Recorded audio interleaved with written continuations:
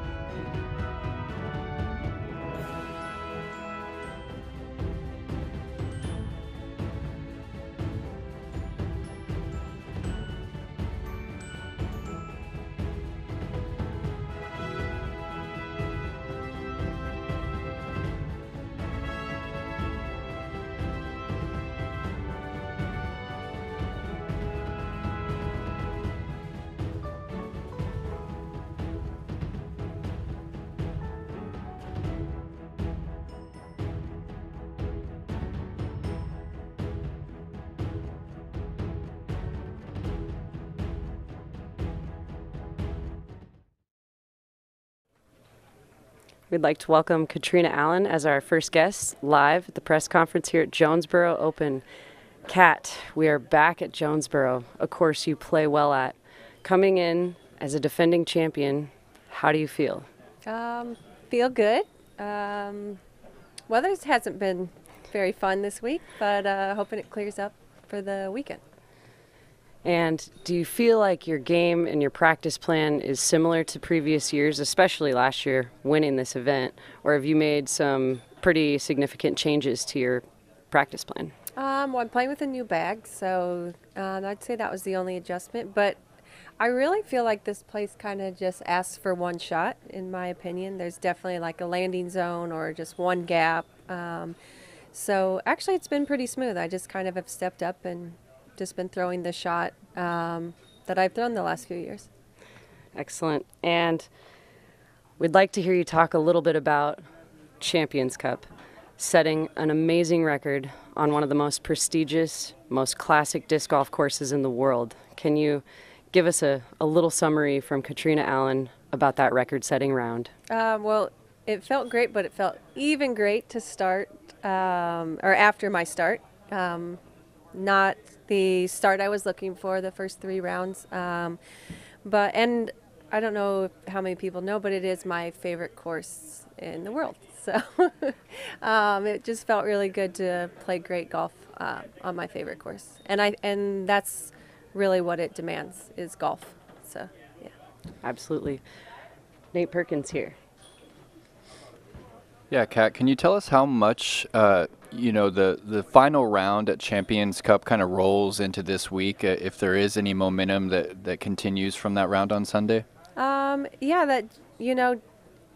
feel like I talk about this a lot, but just that, I really feel like there was 2 ways to go into the last round, like, oh, I'm not in the cash, and oh, poor me's and the bad kicks, and it doesn't even matter, I can't win now, or you just, wake up and try again. And I felt like that just showed my grit and perseverance, and, I feel like all my hard work, I work so hard that it's like I can't just go out and give up the last day just because I'm not in contention. And so, and I think that'll come through maybe going into a final round where I'm a couple strokes back, knowing that I'm always capable of playing that great round. And so, yeah. Well, we certainly know you're capable of it out here. You hold the course record, the 12 under. You mentioned there's a shot that this course calls for. Can you talk more specifically about what that shot is and what disc you're using to shape that one? I guess what I mean by that is, like, I step up to hole 1 I step up to the tee box on each hole, and for me it's easy to just see the shot that it's asking for, if that makes sense. Because I noticed our first practice round, it wasn't taking a lot of decision making on the tee box. It was more like I'd step up and I'd be like, oh, I just need to throw my hurricane flat to the right, or whatever the shot was requiring. It just, to me, like I said, I step up to each tee shot, and it just like is very apparent what the course is asking for. Yeah. So how is that adjustment period going with the new line of discs? I mean, you set the course record with your Prodigy bag last year.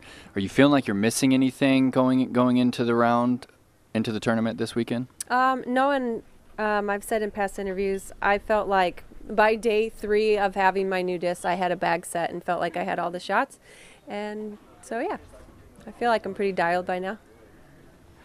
Okay, Grant Zellner, PDGA, you are, as we've already said, the defending champion. Do you recall specifically why you won last time around, meaning the aspects of your game that were working, and will you have to lean on the same aspects this time around? I remember, like, I don't know. Yeah, I think it was hole 12. I had just inside the circle, maybe circle's edge, death putt, and I stepped up. And there was, that decision where, am I going to lay up? Am I going to go for it? And, like, as soon as the bad thoughts started coming, I just felt it was very easy that day to just, like, kind of brush them aside and focus on the task and not the result. And, there's a lot of tough shots out here with some island greens and lots of OB and baskets on the side of the hill. So it's focusing on the task and not the result.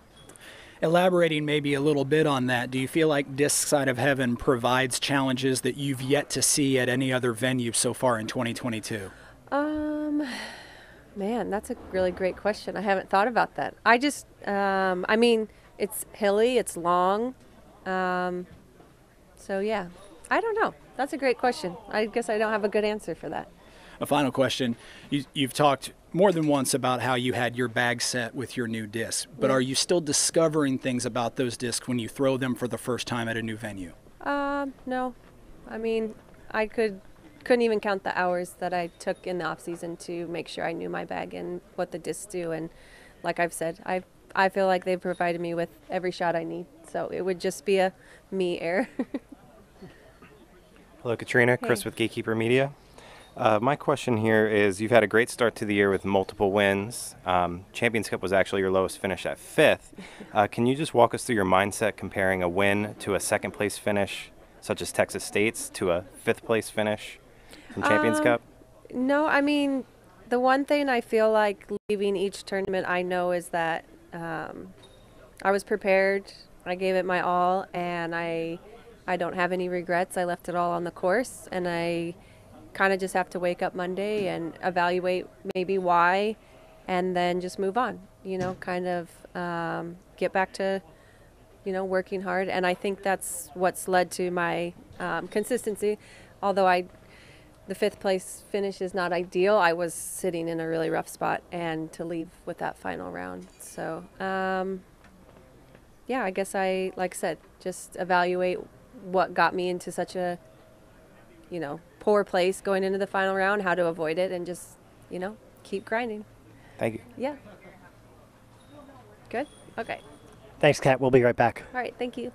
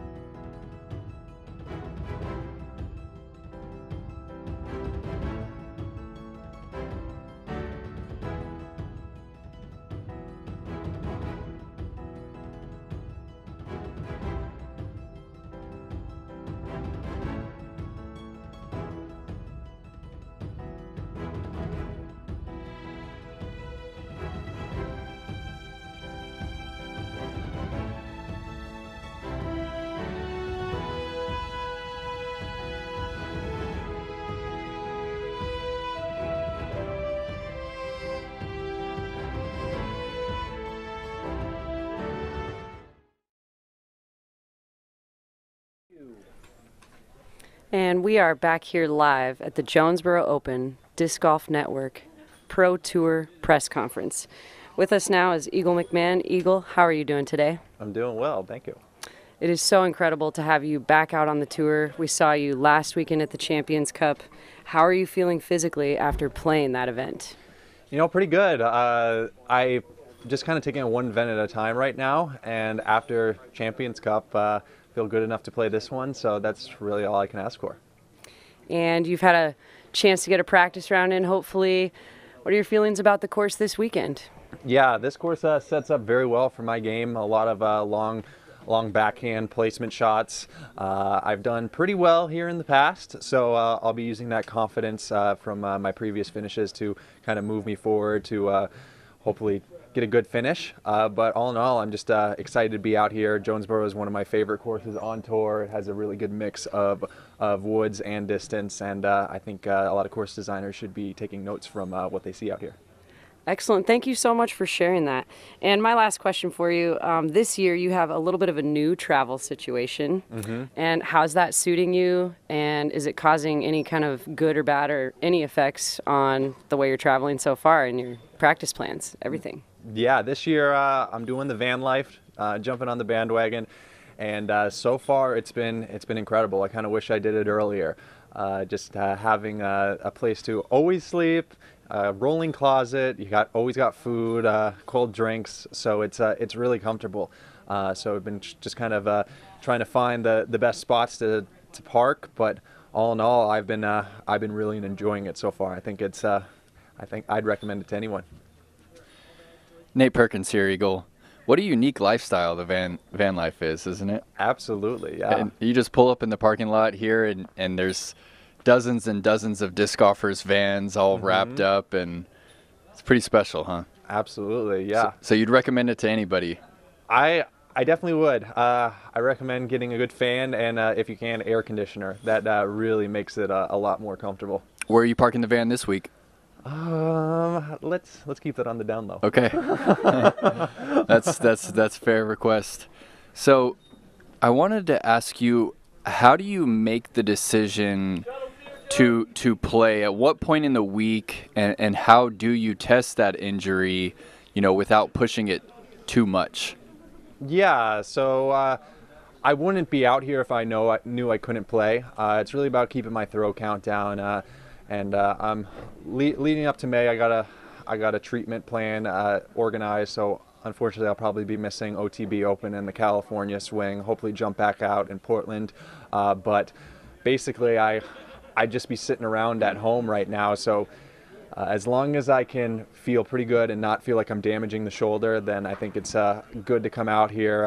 One of my goals is to try to qualify for the match play event. I'm a little bit out of it right now, but I believe with a good finish here in DDO, then I have a chance of making it in the top 16 going in, because it's an event in Colorado, and that's kind of my goal. And it's a little disappointing that I have to sacrifice some of the events, but I have a long disc golf career, and I think pacing myself is important. And so far at Champions Cup, so far here, playing less practice rounds, really just trying to focus on each shot in the practice round and make the most of it, opposed to going out with a group of 6-7 people and throwing a bunch of shots. Just really trying to be mindful and intentful on each and every shot I'm throwing to make sure I keep the throw count down.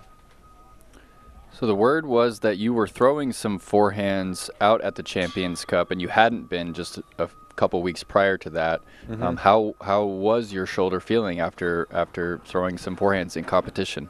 It was good. I threw probably around 25 forehands total at the Champions Cup, probably around 50-60% power.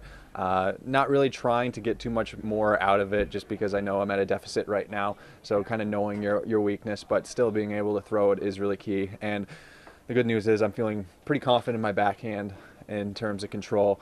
So really it's just a waiting game right now, and doing my due diligence, trying to strengthen it, keep the recovery high, and not trying to do any silly shots again to re-injure it. So are we going to see any distance forehands this week, or are we still in that 50 to 60% power? You never know. I'm really just trying to keep it low power right now. Like I said, I'm focusing more on the long term because I'll probably be doing this press conference next year at the Jonesboro Open. So if I can be feeling good then, I think that's what I want to be shooting for. All right, Eagle. Grant Zellner, PDGA. I think it would be safe to say you've been flying a little bit under the radar so far this season due to circumstances obviously outside your control. Are there positives and negatives to that? Yeah, definitely. I've definitely tried to keep a little bit more of a private life lately. I've been in the sport for a long time, believe it or not, even though I'm only 24. I started touring when I was 17 years old. So I put myself out there a lot of years, and as I get older, I definitely want to, still connect with the fans, share my experiences, do some social media. But as disc golf grows, I think it's important to show some of just kind of be a little bit more private, and it's kind of my health, so my own business, and I just want to kind of disclose only so much because there can be a lot of speculation made that's not always true. And just really kind of just living my own life to a certain extent until, I can get back on the road. Is there a point at which you feel any pressure going from week to week as you work through an injury and try to come back? Do you feel pressure to perform or to maybe push things too far at any point? And have you reached that point yet? Definitely. I think if you ask most top-level athletes, they put a certain level of pressure on themselves. It's kind of it's really all in your own head, but your own head can be a pretty, hostile place at times. So I definitely push myself. I get frustrated just like everyone else when I miss a shot. And even though I tell myself, I'm only out here playing these 3 events, trying to kind of ease back into it, maybe have some fun, I still have that competitor gene in me that wants to be at the top. So yeah, there definitely is pressure, but I try to, balance it out and walk that fine line. As you work around the limitations to your game, thanks to trying to overcome an injury, you have to rely on creativity. Is that a skill that you have to build over time? Is that a skill that you feel like you have more now than, say, you had a few months or a few years ago? I'd say it's you're always learning new things in disc golf. I'd say I have different shots than I did once before, and I lack shots that I did once before. So it's kind of, you have to learn to adapt in disc golf because there's always going to be a new variable. Because right now I'm dealing with a little bit of a shoulder injury, but at some point I might be dealing with another injury or the weather or new discs or whatever. So it's always learning how to adapt. Hey, Eagle, Chris with Gatekeeper Media. A couple questions. We had the opportunity of filming you at Champions Cup first round last week. I noticed when things weren't going your way, you were very mild-mannered in the way you were going about your game. Do you have any changes to your mental mindset compared to maybe a couple years ago in terms of just competing and staying positive out there? That's always something in the front of my mind. I'm definitely not perfect. I've done some things in the past that I'm not proud of. But I try to move forward. I try to maintain a calm mind.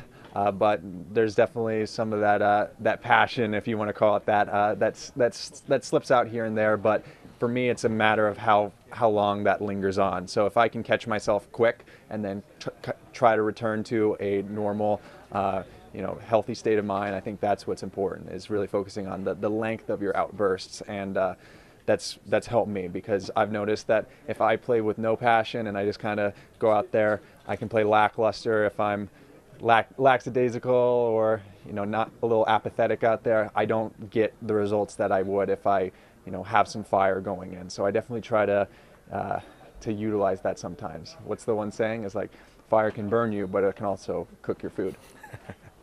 Going off Champions Cup a little more, your first round wasn't the best of rounds, and the fans didn't really get to see you on coverage anymore, but you had a very respectable 14th place finish. Can you just walk through that journey of those 3 other rounds you were there at?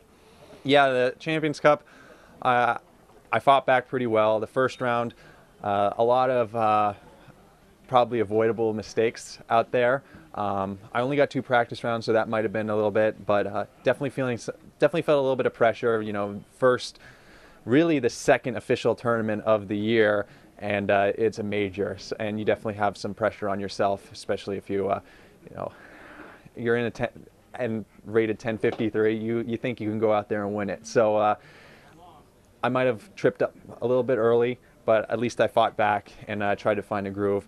But I just really tried to treat it as a fun experience and relax after that first round. Thank you very much. Good luck.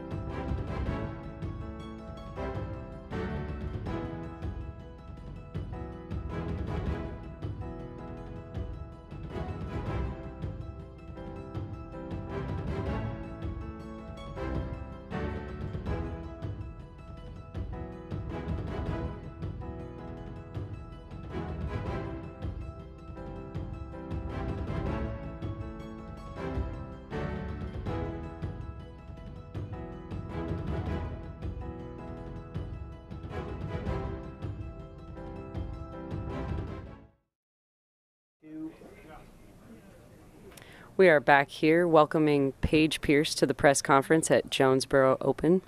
Paige, congratulations on a huge win last weekend. Thank you. Before we even get into Jonesboro, can you first of all tell our viewers how many major wins that is for you in total? There's a lot of speculation about that. I have 17 tournaments that have an M beside it, but 2 of them have X majors, experimental majors. One was the Women's National Championships, and one was the USDGC in the men's division for performance flight. So 15, 16, or 17, you take your pick, but I count 17. That's pretty incredible. Again, congratulations. And coming off of the first major of the year win, back to a Pro Tour event, and they are back-to-back, how do you take that momentum into the disc side of heaven?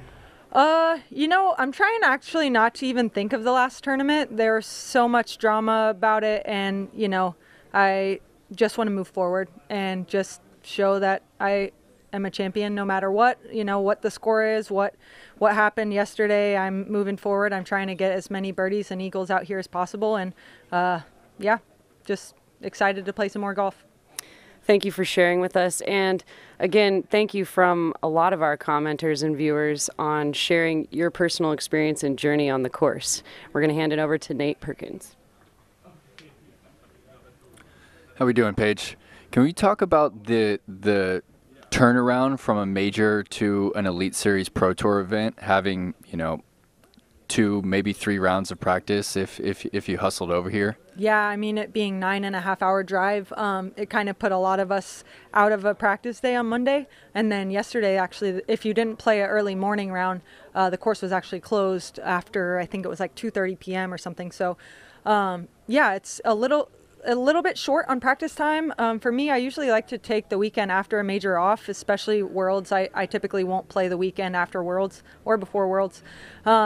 But yeah, especially with everything that happened, I actually considered just going home and skipping this event. But I know I play well out here, and I know, that I don't want to run away from any problems. At a certain point, it's like you kind of just want to take a rest, time to recoup and just flush through all the emotions and feelings and stuff like that. But and to actually maybe let it sink in that I did do something amazing last weekend. I made myself proud, but it really hasn't felt that. I didn't celebrate. There was no celebration.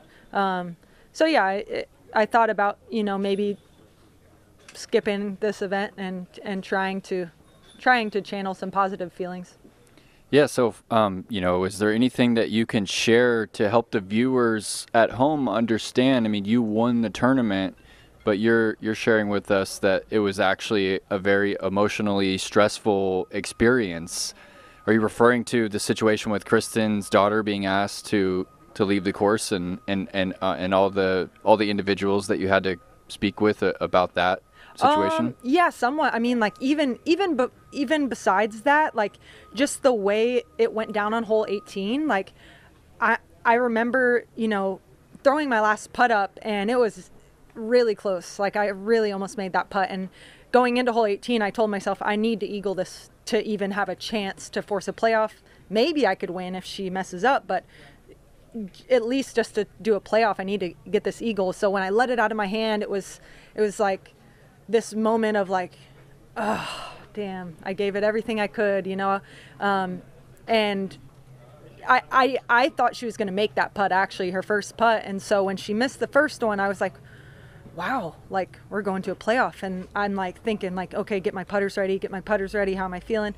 And, when she misses the second one, it wasn't this like moment of like, yes, I did it, like how you want to feel when you win a tournament. It was like the complete opposite of just like, whoa, I won. Like, so that already was weird. And then, yeah, of course, everything happening with Isabel, and let's stop saying Kristin's daughter, because she's a beautiful person. Like, her name is Isabel. She's a beautiful 9-year-old girl who her mom trusts with her whole heart, and we're all sitting there excited that her daughter's finally been able to join her on an American trip.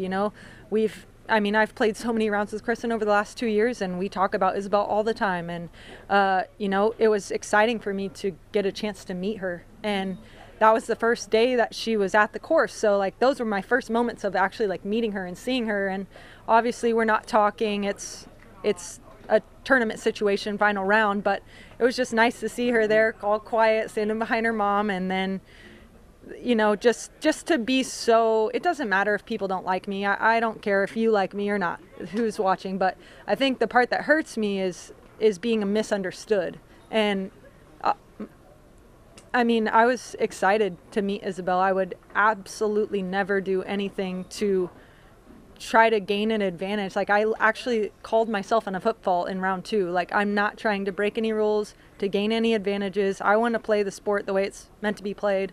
Can you clarify that foot fault situation? Yeah, I had about a 31-foot putt. I was just inside the circle. There was a root behind my left foot. And so I went to push off, and I pushed off too far, and then I didn't want to land on the root, so I didn't maintain my balance, fell forward, and I knew I made the putt, but I knew it was, not abiding by the rules. And so, even though I made the 2, it was counted as a 3, and it is what it is. You move on. So no question for you to call yourself on it. You didn't wait for any of the other competitors. Oh, no. As soon as my weight, I didn't even wait to see if it went in the basket. It was just like, oh, sorry, like, no, I didn't mean to, of course. I wish I didn't, but it happened. You nearly broke your own record for Circle 2 makes last weekend at the Champions Cup. Can you talk about what was going right from that 40 to 50-foot range last week? Yeah, I actually played a practice round with Nate Sexton today, and I was kind of talking about that. That's what I feel the most proud about from last weekend is my, not only the makes, but my mindset going into those putts. I think a lot of times, and especially as professionals, we are expected to make 15, 20 footers, but nobody's expecting us to make 45 or 70 footers. So for me, I kind of channeled that, and it was just like, well, if I make this, it'll be cool, but I don't have to. So it eliminated all the pressure, and it turned into excitement. It was just like, cool, another chance to like make a sweet shot, make a highlight reel moment. And so literally I would tell my caddy, like, I'm walking up to the putt, and I'd be like, sick, another look at Circle 2. And so I think just the excitement was contagious, and it fueled some of those good makes. Hi, Paige. Grant Zellner, PDGA. Just enough time for one more question. You hold the FPO course record here at this side of heaven with a 14 under par 52 back in 2020. Do you feel like we're in a phase in disc golf right now where it takes course records to be in contention and to win events? And if so, how do you feel about that? That's a good question. I certainly so in the men's division. I think in the women's division, if you're breaking course records, you're going to win the tournament for sure. You saw Catrina shoot the course record last week, 7 under, and that moved her up. I think it was 13 spots. So, if she had one more of those records, she very well could have won that tournament as well. So I think, if you want to shoot the course record, it's kind of like an ongoing joke. It's like, you're like, where's hole 1 and what's the course record, And so, yeah, if you can have that mindset and try to shoot course records, you're going to win. But I don't necessarily think that's what it takes to win. I think, 4 consistent rounds. We're at this event, 3 consistent rounds under par. As professionals, we shouldn't be shooting over par or even par. So, 5 under each round, I think at any given course is going to put you in that podium spot, hopefully. But yeah, out here, when you see me shoot a 14 under, Catrina shoot a 12 under, multiple double-digit rounds, we know that all the birdies are doable out here. It's just a matter of controlling your nose angle up and down these hills. Hi, Paige. Chris with Gatekeeper Media. One quick question. How important is mental health to athletes, and what do you do to help alleviate your work-life balance of competing as well as making sure you're having fun? I think surround yourself with positive people that lift you up. And it doesn't have to always be positive, but just people that are going to support you, whether you get a triple bogey or a albatross or something, like it's healthy to have people around you that are supporting you. And so making sure that, you take time for those relationships, and also just deleting Instagram is probably the best thing I've ever done. So, yeah, I feel good. I feel not distracted at all. And, we were just joking about this the other day too. It's like you kind of go on social media when you're bored, but then you're sitting there scrolling and you're still bored. It's not curing anything. It's just putting you into other people's life. And actually, I just heard Eagles say he's trying to be more private and live his own life. And I think that so many people say that, but actually try it. Like, purposely give someone else your phone and let them lock it away. And you're probably going to have a better day than you can remember in the last few months. Thank you, Paige. We'll be right back.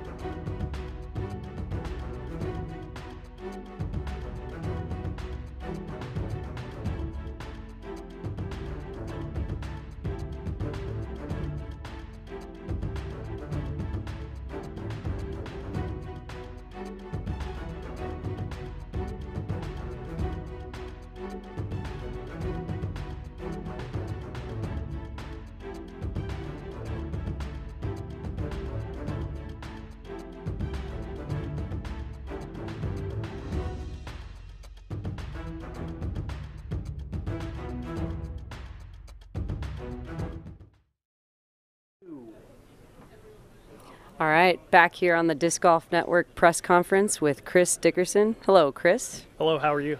I'm doing great, thank you. The real question is, after last weekend's big, huge win, your second major and the first of this year, how does it feel? How are you feeling? Feels great. I've kind of come back down to earth a little bit after that win, so it's kind of like we're just back in the groove of things. But you did get a chance to hopefully celebrate and soak in that positive energy. I did. And how can you maintain that positive momentum into this Elite Series at Jonesboro this weekend? It's hard to carry one thing from one event to the next. So going into this, it's a clean slate. And the good thing about that is it works the same way if you have a bad tournament. You go to the next, it's a clean slate. So just going into it with the expectations I have for myself and just looking forward to, playing good. And would you say your expectations are, can you tell us about your practice plan and tournament expectation? Practice plan is just to get an idea of where I want to land on certain holes out here. It's kind of like a positioning thing. Some places will give you a little bit better look at birdie, specifically on par fours and the fives as well. But there's one or two holes out here that I'm really just kind of thinking about whether I need to attack them or not. What is it? Hole 5 is one of them that's still a little bit up in the air. I think I've gotten a pretty good game plan, but, you know, tournament comes around, it gets a little more windy. Maybe the conditions are a little different, so we'll have to see then. Absolutely. And my last question for you, we've seen you take a big win with your new Discraft lineup. Are there any holes in the bag or any specific shots that you just haven't found yet, or are you feeling completely confident with your discs? As far as holes in the bag, I don't believe so. At least none off the top of my head that I can think of. And yeah, feeling pretty confident with them. Hey Chris, Nate Perkins here. I wanted to ask you about your work-life balance and how are you guys traveling? How are you and Brittany traveling this year around? We're in an RV right now, and as far as like the work and life balance, you know, whenever you love what you do, you don't work that much. So I mean, and to say that, I'm out here on the course all the time. I'm trying to practice as much as I can to get better and better. So I really enjoy practicing. So it's not like work at all. So you don't feel like you have to do anything to take your mind off the game ever? No, every now and then, like yesterday, it was a rainy day. We couldn't get out on the course. Well, actually, we came out pretty early and got a really early round in, but we were done by 10 o'clock or so, so we had the rest of the day just to kind of kill time, and we ended up going to an escape room and stuff like that. So it's just, for me, it's more of killing the time in between the tournament rounds or the practice rounds than anything else. I think you beat our escape room time by 30 seconds. I don't know. We couldn't remember what you all had mentioned. We were 51:30. It looks like you got 51. 51? Maybe then. What other kind of activities do you like to get into besides disc golf? I want to know Chris Dickerson. Yeah. You know, escape rooms are fun. For a little while, I was playing a lot of pool. Just anything competition. Yeah. So we just got off a practice round with Nate Sexton, and you joined Nate and Big Germ on their Jomez Pro practice round, and Nate says that every time he plays with you that you seem to be throwing further and further. How would you say that your distance now compares to the furthest that you've ever thrown? You know, every now and then I'll think, you know, maybe I've lost a little bit of distance, but then I'll throw a shot and think, you know, that went pretty far. So I don't know, it's kind of hard to tell. Some days you feel like it's not quite there, other days you feel like you've overachieved a little bit. So yeah, Sexton specifically said that he kind of had you in the 525 club, but he really thinks that you're in the 575 club. Oh wow, that big of a difference. It's a significant difference. It is. It starts to get exponentially further. Yeah. Harder to throw further when you get there. Right. Yeah, I don't know. Maybe with a good wind, somewhere around there, I would maybe put myself kind of in between the two. Not like a golf fairway shot, but just like throwing a big ante with something kind of a little stable or something like that. Maybe I could reach somewhere around in there. So hole 14 out here, this side of heaven, signature hole on the property, 500 feet. Word is that you're throwing a Chris Dickerson buzz on that hole. Is that your tournament play? It might be dependent on the wind. That happened in the Jomez practice round. Yeah, we stepped up to that hole. They were throwing drivers, and they were just fading out left. They weren't getting the disc up to speed because of the tailwind. So I figured buzz is going to go straight. This tailwind isn't going to allow it to flip very much. And it actually hazarded out a little bit on me, but we were close enough that Jerem was able to make his putt. So it's just about the winds, really. Hey, Chris, Grant Zellner, PDGA. Just before sunset on Sunday, you were crowned a major champion. Since then, you were probably given a lot of requests for interviews and to come as a guest on various podcasts. Then you had an over-the-road journey that was not short to be here. And on top of that, a lot of weather to deal with. So is it safe to say your prep has been limited for this tournament? And if so, can you rely on memory from past years? Yeah, for the most part. The course really hasn't changed that much. There are only 2 changes this year. Well, 2 major changes this year. I think they've backed up the triple mando on hole 17 a little bit to kind of get away from being able to throw a big anhyzer. But other than that, hole 4's tee pad has changed and hole 7's tee pad has changed. Other than that, the rest of the course is playing pretty similar to years past. So, yeah, if you've played the course before, you pretty much know what you need to do. Even with the rainy days we've had the past couple of days, limiting practice, like you said. Is it interesting still at this point in the season, throwing a new bag and coming to a venue for the first time, seeing how some of your discs react in new environments? Are there new challenges this week that you've already dialed in? Yeah, there are some new challenges, just trying to find, what disc you're going to throw on a shot. Let's say you relied on one in years past. What new disc are you going to rely on for that shot? Other holes, though, maybe you're like, I've struggled with this hole, but now I have something that makes it a little bit easier. So, yeah, it's a little bit of give and take. Hey, Chris with Gatekeeper Media. One quick question.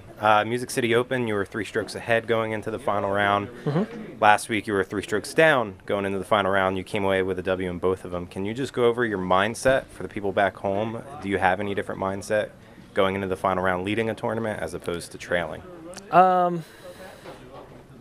Mostly no, but I will say if you ever have the lead going into the final round, there's always that thought in the back of your mind. I don't want to give up the lead. So being behind, you don't have that thought in your mind. So maybe it makes things easier. Maybe it was this situation. It's just hard to say. Thank you. Thank you. Thank you, Chris. We'll be right back. Thank you.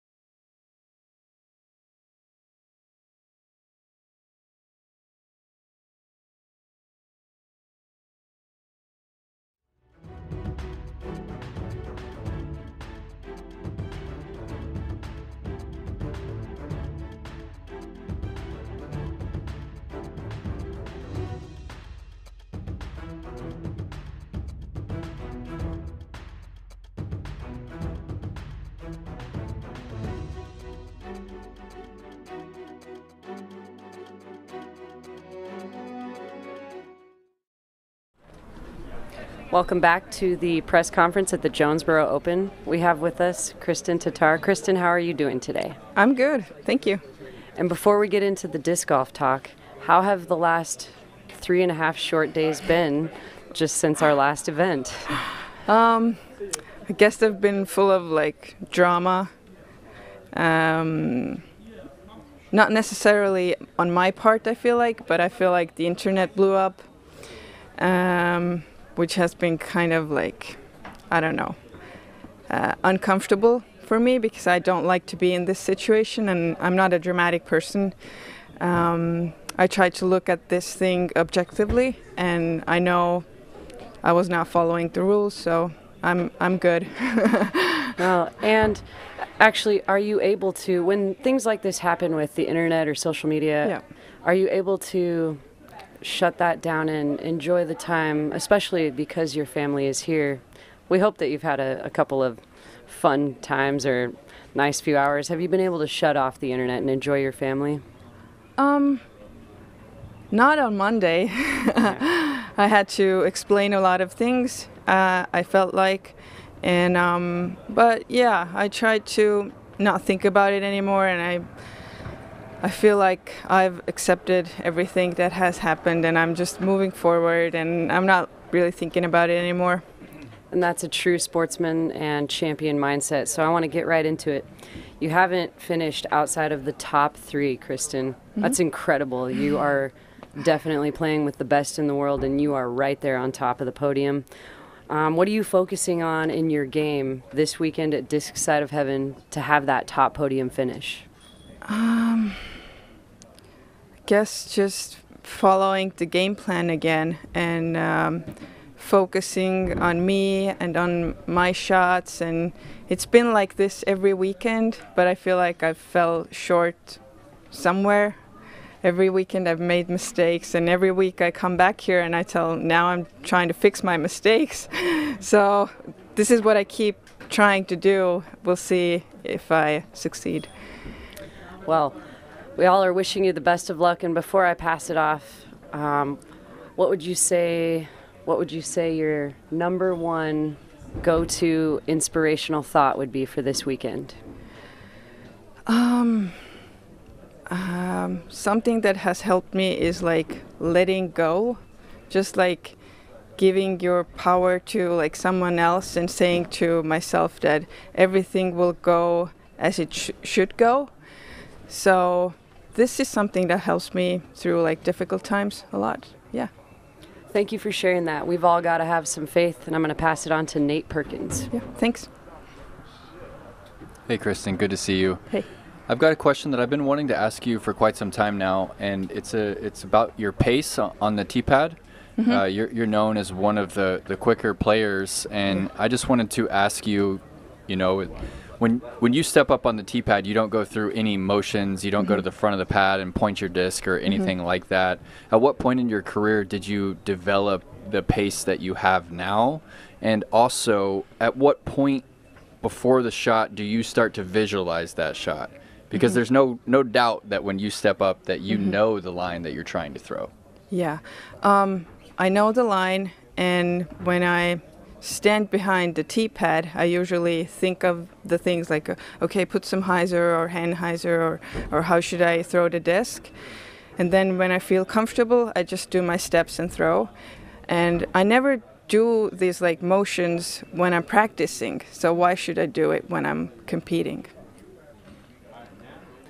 And we've noticed that the course out here, the Disc Side of Heaven, has got a lot of rain this week. And for some players, the footing around the tee pad and in the fairway can be a big issue. Would you say that is an issue for you?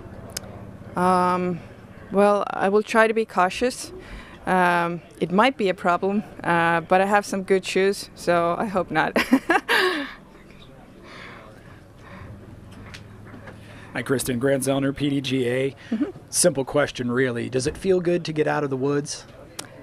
I don't know. Actually, I love the woods. As I've said before, I loved the course last week.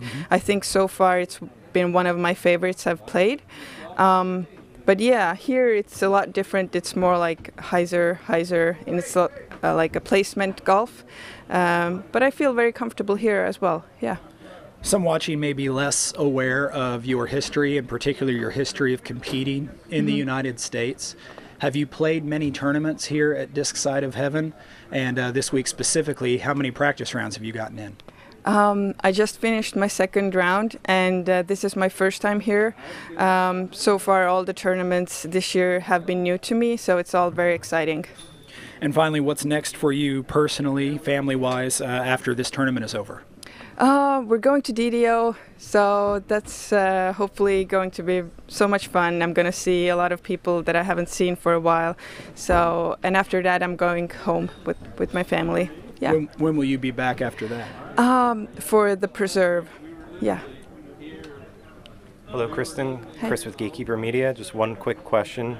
Being your first time here, what part of your game is the most crucial for you to be successful and win here?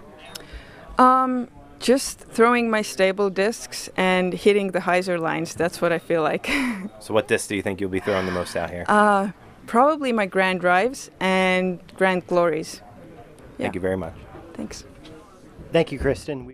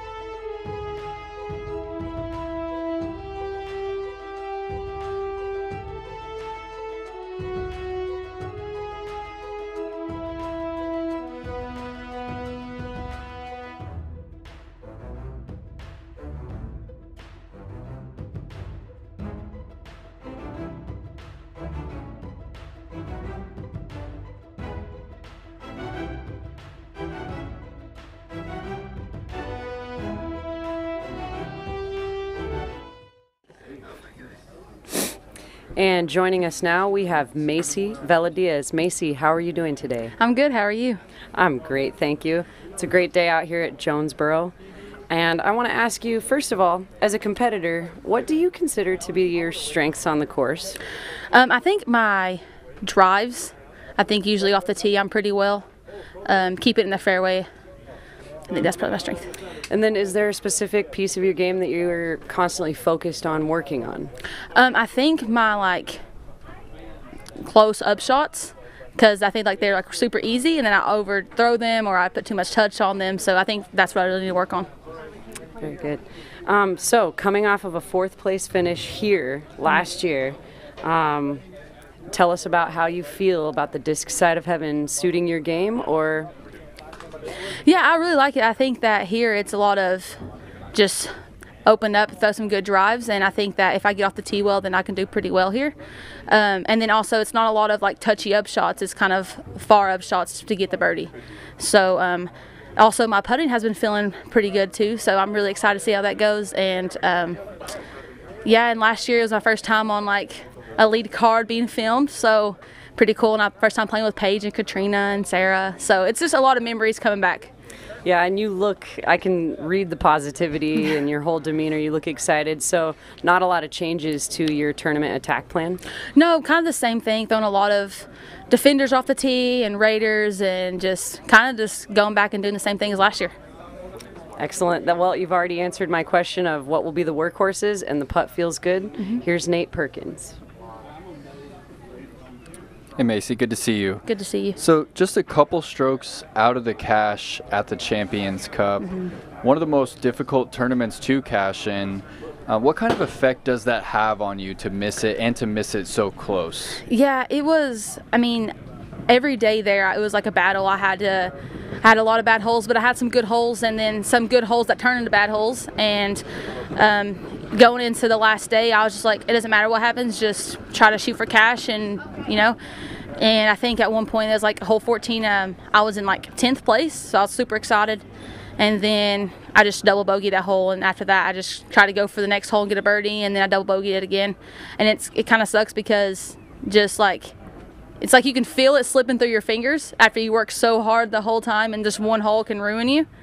But I had to just bounce back and just be like this doesn't define who I am, and I can come back, and here's a whole nother course completely different. So we'll just forget about that and move on.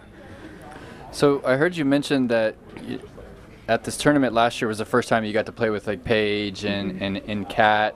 Did you still get getting excited to play with them, or do you consider yourself kind of one of them at this point? I don't know. I still get so excited to play with them. I'm actually playing with Paige, I think, tomorrow.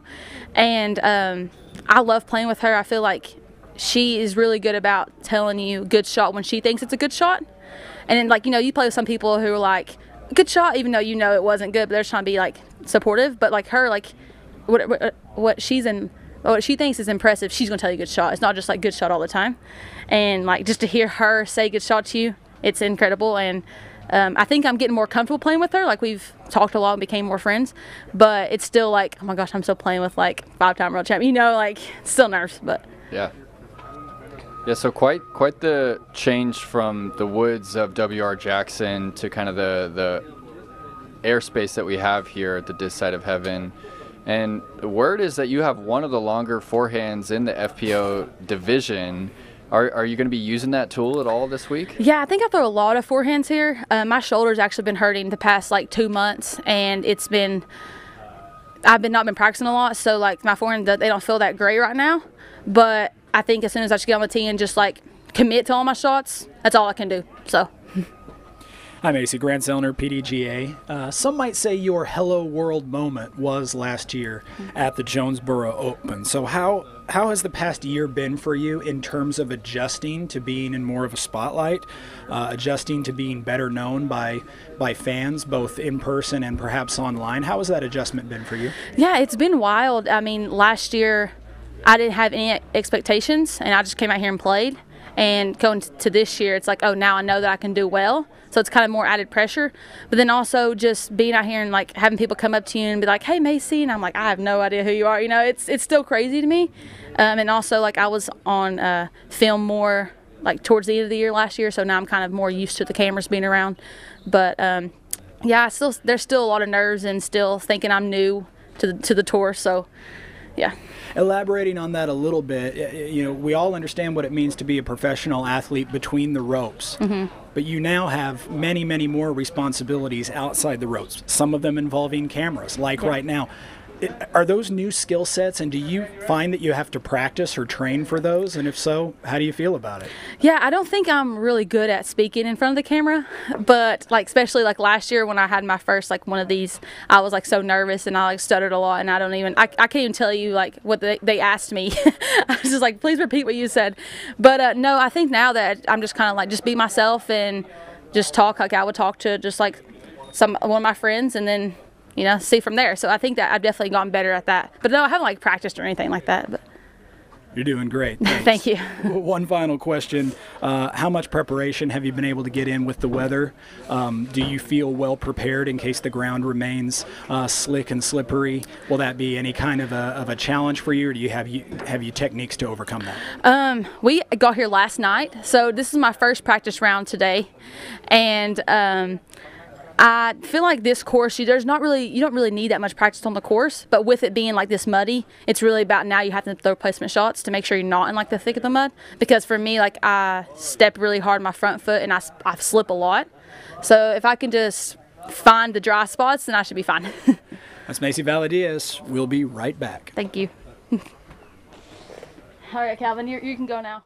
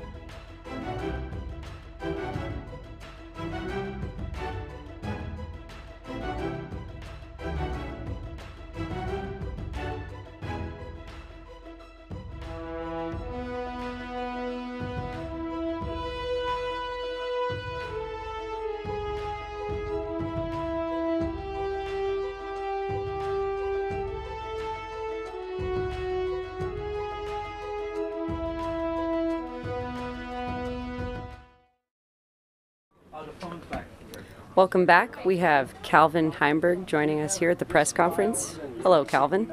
Hello. We are a quarter of the way, theoretically, through the season now. The first major last weekend and right back into an Elite Series event. How are you adjusting to the van life and your schedule and just the way that you're traveling so far? Yeah, I mean, I'm adjusting good. It's nice having the extra space and just having everything to cook, fridge, sink, everything. I don't know, life is just a little bit easier having all those things in your vehicle. So everything's going good, and hopefully everything stays good for the remainder of the season. Well, seemingly it's not affecting your play, maybe even enhancing. 2 years ago, you actually won this event. Last year, you took second. You've been shredding out on the course, top card, second card, every weekend. How do you feel going into this weekend specifically? I feel pretty good going into this event. It's a longer course than what we were playing last weekend, a lot more drivers. It is a little wet out there, but I think it's I mean, you still have to attack the course. So I think it's still a pretty aggressive game plan, and just, yeah, hopefully hitting fairways with the drivers and then making putts. All right. Last question for you, Calvin, and it doesn't have much to do with this weekend. Just, can you give us your quick 2-sentence feelings about the current state of professional disc golf and our Elite Series Tour? Yeah, I mean, I'm super excited for disc golf. It's growing at an incredible rate. I mean, just in the past few years, since I've been on tour, just the galleries have grown immensely, and just the ability to actually make this a livelihood is a little bit more, it's easier to actually say this is my job. So, yeah, it's going great. Hey, Calvin, Nate Perkins here. I wanted to ask you, the past 3 majors, you've put yourself in a position to win. This past one, you were on the lead card, final round. USDGC, you 2 years ago, you put yourself in a spot to win with that putt on 17. Worlds in Utah, you put yourself on the lead card, final round, and you've come up short. I want to ask you, how do those experiences, memories sit with you? Is this something that you think of often, that you were so close to becoming a major champion, to becoming a world champion, and came up just short? No, I don't really dwell on it too much. Luckily, our tour is pretty fast-paced, so there's not much time to think about it. But in the end, it doesn't really matter. I mean, I really just have to continue to push and try to get better myself. I mean, regardless of whether I win an event or not, like, just because I win, I know everyone else is, if I were to have won, everyone else is still pushing to get better, so I still have to continue to push to get better. Just because I have an accolade underneath my belt doesn't mean I can stop pushing. So nothing really changes. I mean, it would be nice to pull one off here eventually, but win or loss, it doesn't really change the approach for the remainder of the season. Yeah. Yeah, how would you say that you're handling the footing? I know we've asked this question a few times, but you know, the shots from the fairway are seeming pretty difficult, and even on some of the putts on some of the sloped hills out here, you know, a little slip can have a big impact on the putt. Yeah, I'm handling it pretty well. I feel like as far as the way I throw, I don't quite rely on as much grip on the ground as some people. I don't like the super treaded shoes, so I feel pretty confident out there, but I think if it stays wet out here and people continue to play the course, it's only going to progressively get worse and get sloppier, so we'll see how it is at the end of the week. Hey, Calvin, Grant Zellner, PDGA. Even after a top performance as you had last week, placing very well, are you still thinking about adjustments that need to be made, and are those based on your own perceived weaknesses or based more on the challenge of a new course? I think I'm always working on what I would perceive as my weaknesses, but yeah, every week is different. Every course presents different challenges, so sometimes those kind of take a backseat. You do have to come out and learn the course, because in the end, like, this is what's in front of me right now. I have to be ready for this course starting tomorrow. So the course takes precedent over any of my perceived weaknesses, but I'm always working on those as well. Are you a player who changes out discs in your bag from week to week, and if so, what changes might you have made this week? I don't change discs out too often. I would say occasionally I do change some discs out. Typically those are just, I throw some mid-ranges out. A lot of courses we play on tour, I just don't feel like I put myself in a place where I need to throw a mid-range very often. A lot of times it's either I'm throwing some kind of utility disc on an approach, or it's like a putter. So I feel like in the current state of disc golf and course design, mid-ranges have kind of been eliminated from a lot of thought process. So on open courses like this, I might throw one or two of them out because they're not really necessary. Based on your experience at this venue and at this event, and based on what you've seen out there in terms of the conditions, what kind of score per round do you think it's going to take to win this tournament? I really don't think too much about score per round. I don't really ever put a total in my head that I think I need to get to. I'm just out there playing the course to the best of my abilities, so I don't really have an idea of where it's going to be. It's going to be really hinged on the weather. I mean, it always is, but people generally shoot hot here, so you're probably going to need to be in digits most rounds if you want a chance. Calvin, Chris with Gatekeeper Media. There's a lot of video out there of you interacting with wilderness, so I just have a fun little question of what's your spirit animal? I feel like it's been asked before, and I want to say I'd said Might have been like, me, honestly. I want to say I said like sandhill crane or something. So for consistency, I'll just stick with that. Awesome. That's all I got for you. All right. Thanks. Thank you, Calvin.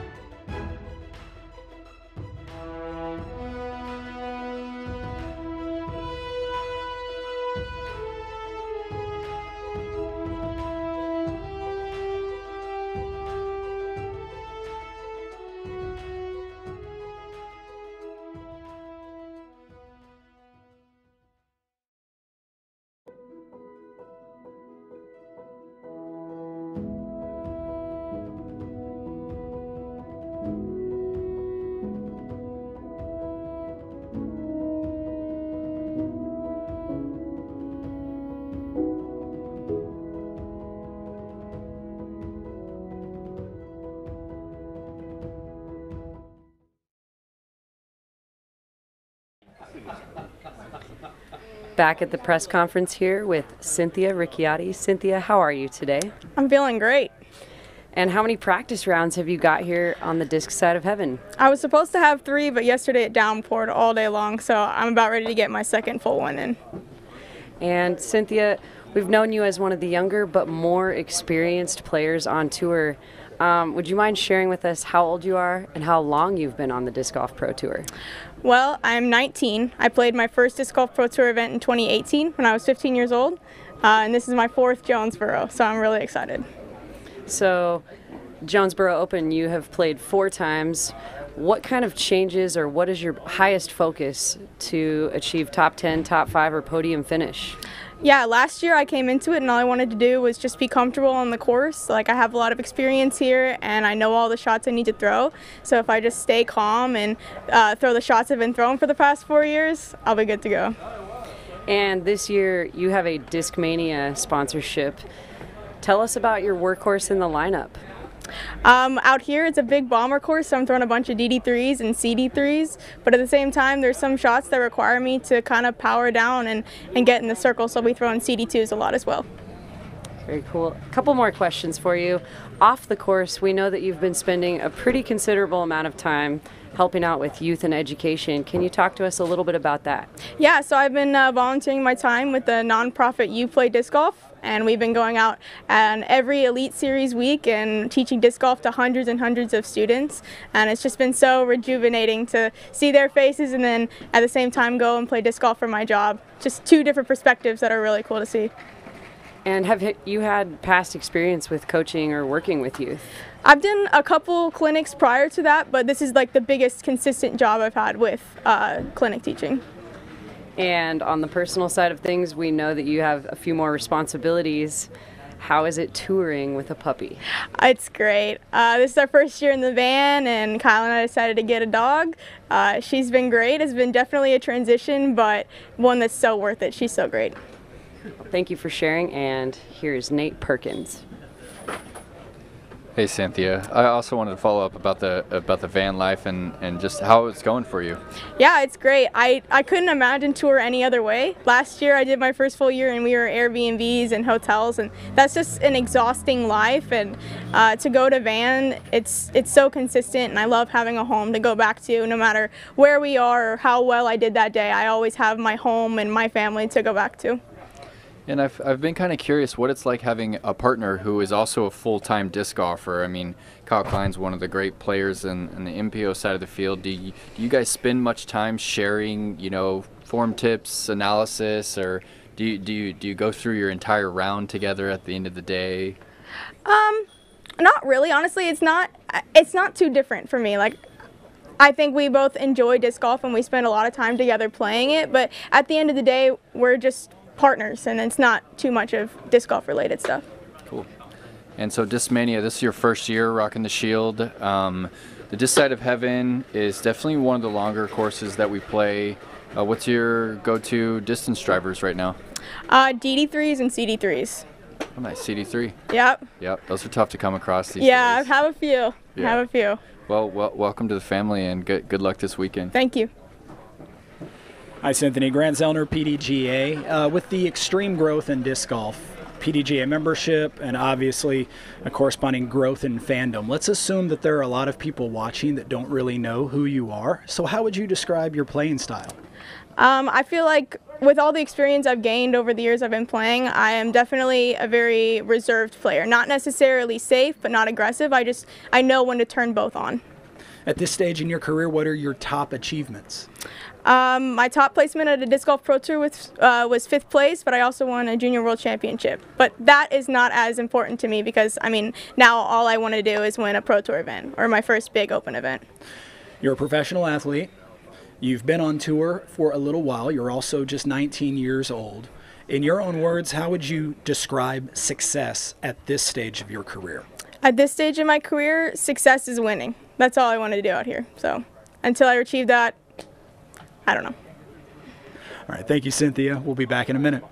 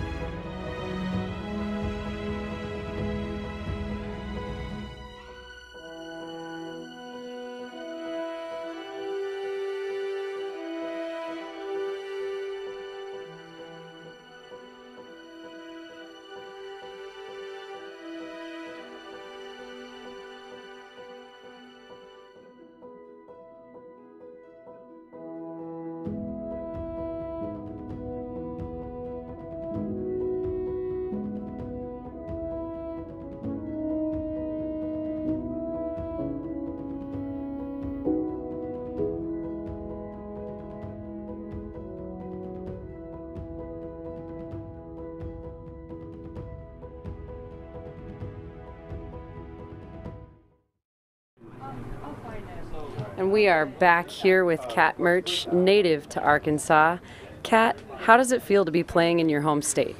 Pretty good. It's nice to be back home. It's nice to feel the humidity clogging my lungs. Love it here. And do you love the disc side of heaven? Yeah, I do. I really do. It's very fun. It's fun to like let loose. So some would say that you're having like a breakout season this year, some high-rated rounds, some excellent finishes. Could you shed a little bit of light on what you've been focused on this season in your game? I've been focused on my mental state during the rounds. I just try to like detach but stay attached, be in the moment but be away from the moment. It's a very fine line I've been trying to focus on. Just trying to distract myself from like the reality of it all. Thank you for sharing that. So would you say that you have goals or expectations for this weekend's event, or are you just, again, trying to live in the moment? We'll see how it goes. I mean, of course I'd like to win. I'd love to win in Arkansas, but, you know, we'll just see how it goes. All right. Thank you, Kat. I'm going to have Nate Perkins join here. Good to see you, Kat. Hi, friend. I saw you out there, I would say sprinting. Mm-hmm. You played the round solo. Mm-hmm. Would you say, is there some strategy to why you were running through your round, or? Well, to be honest, Nico was rolling into town, and I didn't want to be late for picking him up. You know, so I was just like, I gotta get through it. Gotta go get him. Well, that's a good reason. But do you like to practice by yourself? I do. Yeah. Yeah. What aspect of practicing solo would you say helps you?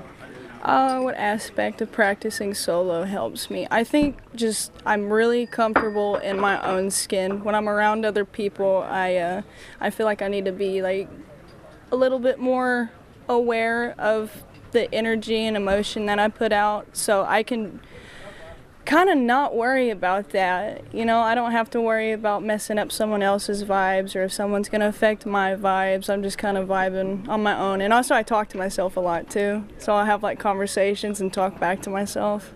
So that's comfortable to do while you're alone, right? Do you do that while you're competing? Is there an inner dialogue? Oh yeah, inner dialogue, outer dialogue.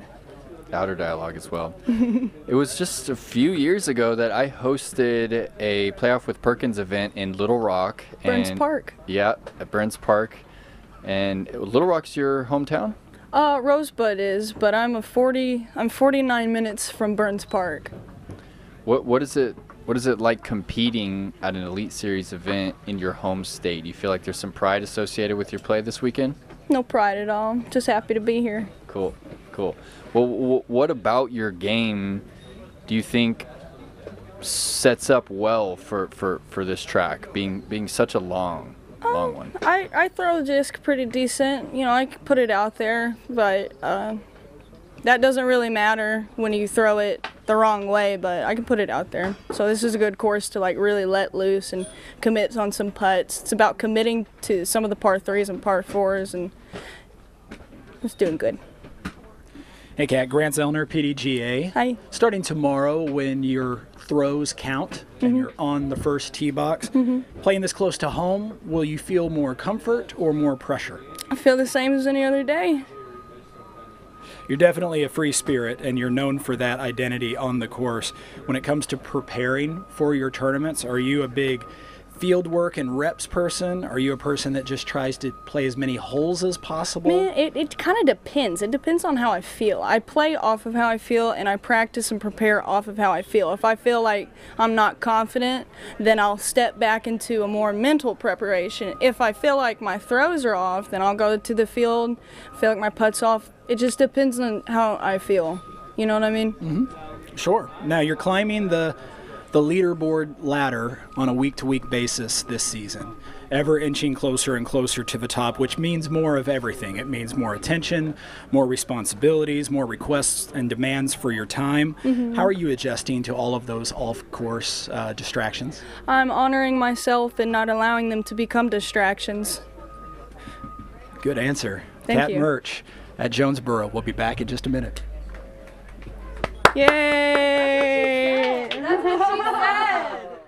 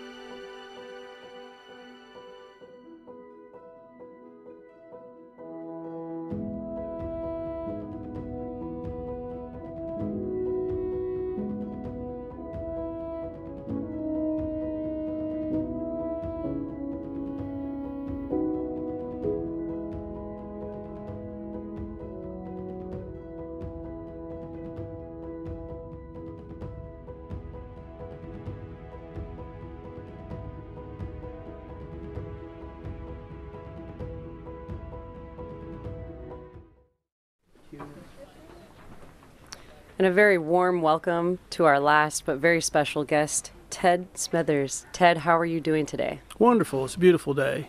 Can you say for the camera what your PDGA number is? 1159.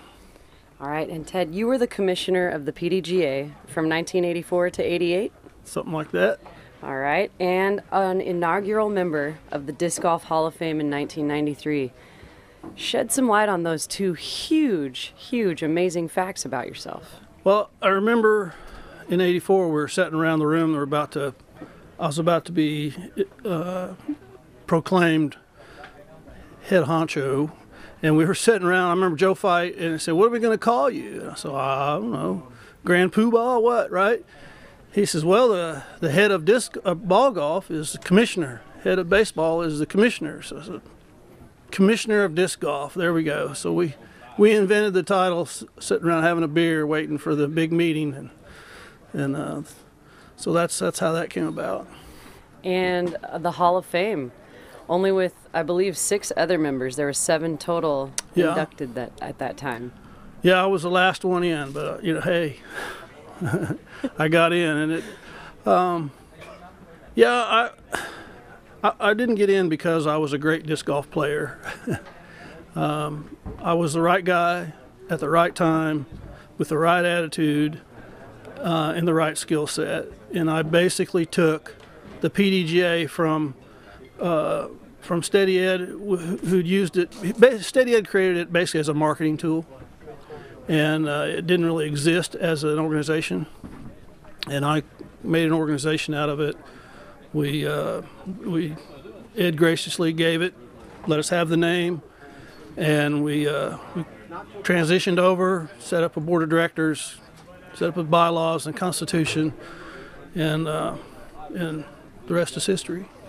Absolutely. I think a lot of people want to ask and hear about this. The next question: what was your relationship with Steady Ed? It was wonderful at first. He told me one time he had a letter that I'd written him that when he feels bad, he pulls it out and reads it. And so we kind of had that relationship. But it toward the end, it's kind of a special story because he was kind of a control freak guy, and so really he didn't like losing control, which he did. And so he kind of turned on me there right at the crux time, and that was very hurtful, very, very hurtful.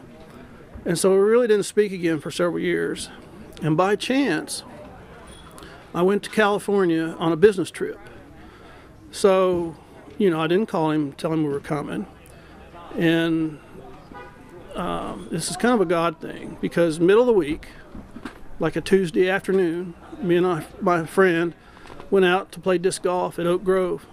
I'd never played Oak Grove before, and never, I don't go to California very often.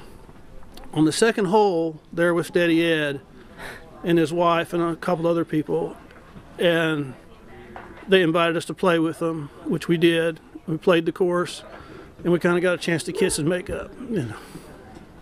Wonderful. Thank you for sharing that story with us. Pretty special time. Absolutely. I'm going to jump right into something. Did you ever envision disc golf professionally being in the state that it's at today? We've got cameras, we've got the Disc Golf Pro Tour, PDGA in the state that it's in. Obviously not in detail, but yes, when I stepped down and walked away, I had the vision for this, and I could taste it and I could smell it, but I realized I couldn't do it. And so what I want to say is you guys are my testimony. The only way that I could measure success is to walk away. If this doesn't happen because I'm not there, it all died and fell away, then I was a failure. The fact that you guys are here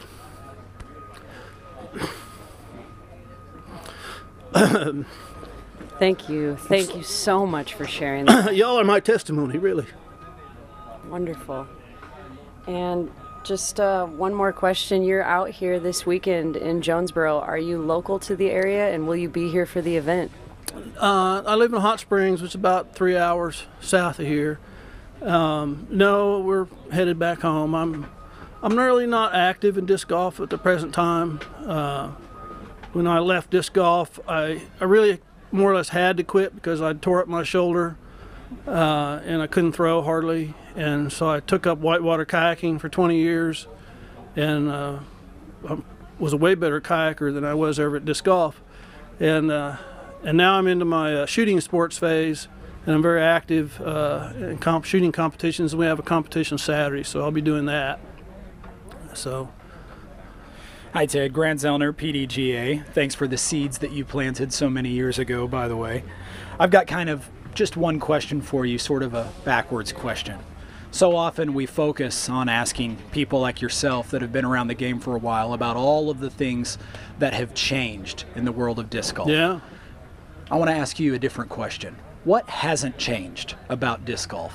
What still remains today that was part of the disc golf culture back in 1984? You know, sitting here watching the guys tee off on hole one, that's what hadn't changed. The joy of the sport, the camaraderie. The guys are cheering for each other. They're rooting each other on. One guy throws and he talks about how, you know, hey, you got to put a little hyzer on it or whatever. You know, there's a camaraderie, and that hasn't changed. Everybody gets along. It's something we share, and yeah, that's what hasn't changed. The disc still flies. Just before you came on the air with us this afternoon, you showed me a couple of, well, what would you call those? Artifacts? Yeah, so this is a 1984 Apple Macintosh. This is the original Macintosh, the original production run that I purchased in 1984 to operate the PDGA. The whole PDGA is in the computer. The whole thing. And this is a museum piece in itself. Let me have the book. With that, I created. This is the book. So when I started, there was no course directory. I had to create the course directory. I had to create a pro tour. I had to know where the courses are and who the pro tours are, right? And where they were. And so that's the course directory. And then I had a database program. There's all the information here. There's the club organization. There's an org chart. You know. So this was the book that I used to create the PDGA. That's the original PDGA right there in that book, and it's all on that Macintosh. And there's letters in there. It was still functioning when I last turned it off. So, you know, whether it'll still boot up, I don't know. But yeah. Those are legendary artifacts from a legend. It's Hall of Famer Ted Smethers. Thank you for being here with us today. Glad to do it. Enjoyed it. Thank you.